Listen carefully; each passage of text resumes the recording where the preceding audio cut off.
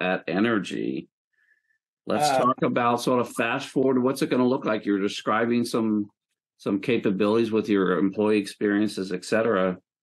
Let's go 2 to 3 years from now. What are we gonna? What's going to be the experience with Energy at that point? That John had spoke to earlier, and talk about the culture piece of it. So we want to move from perception and think more on perspective. So perception, people are worried about delivery of IT services, the 4 or 5 nines, SLAs. Just as important of service delivery, an aspect is the how.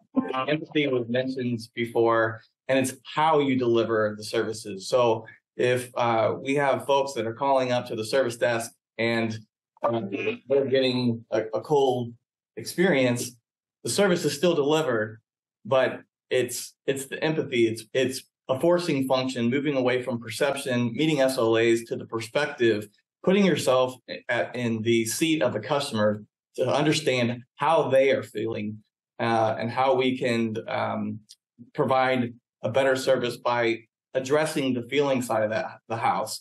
Moving away from models where investments are made in the capabilities based on those perceived pain points.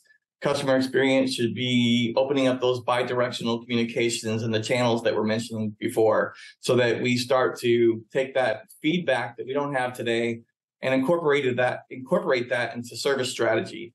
And then take that a step further. Instead of building out services and having the customer conduct UAT to understand if they meet black or white attributes, it's building in those touch points, thinking through those touch points, through that feedback, and incorporating that through service design strategies as well.